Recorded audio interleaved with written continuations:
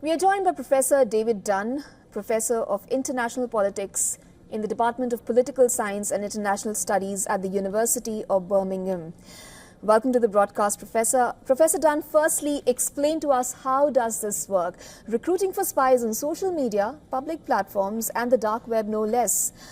Does that not defeat the very purpose of recruiting secret agents? And yes, we know that, the CIA has said that the agents can actually secretly contact the agency. But then, however, does that not actually defeat the purpose of secrecy here?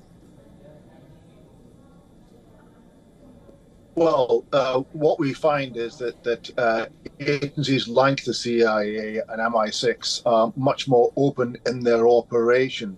So they no longer deny that they exist. They are recognized as established parts of the foreign policy apparatus. So in a sense, that aspect of secrecy has gone.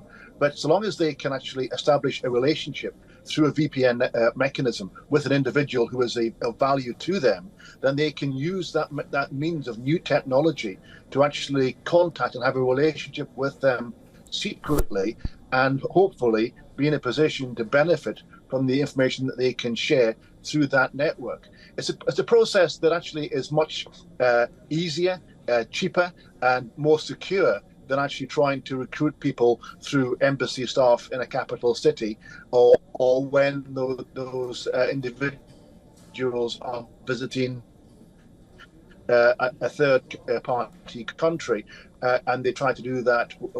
Of course, it's also open to the possibility that those countries will seek to plant double agents through this process, and therefore feed the Americans wrong information. And of course, the CIA will be aware of that and have its guard up against that possibility. Professor Dunn, what do you have to say about the suggested use of VPN services and even the dark web by a government agency?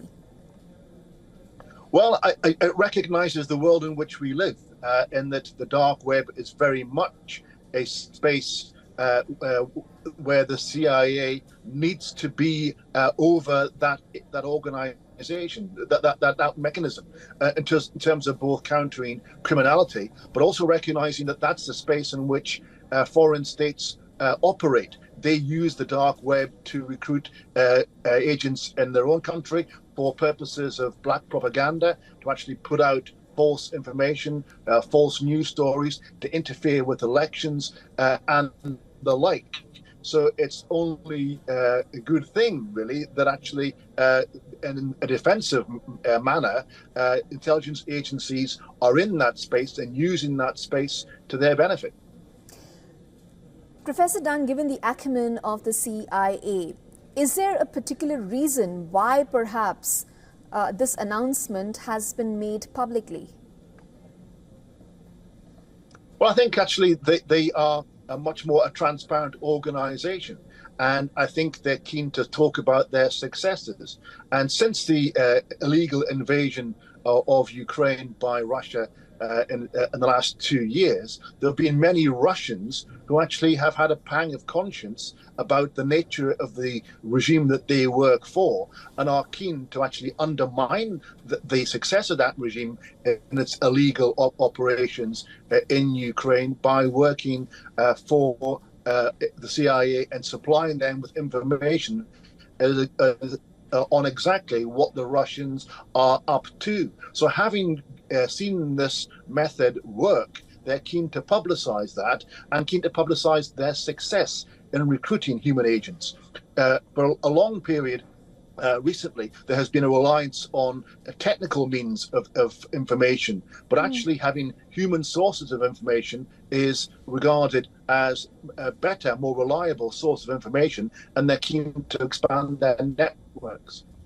A quick word on the ask for recruits, new informants, and a quick word on the countries that the CIA is expecting to recruit from, which are China, Iran, and North Korea. Well, of course, normally states gather information on a country by their open press, by following the public debate, by seeing public statements issued by states. those ones are so close and authoritarian that you can't use the traditional means of diplomacy or observation to find out what they're doing. And therefore, there's more of a need for human assets in the form of spies to fit thought patterns and what their plans are. So it's really important to have an understanding of what's going on.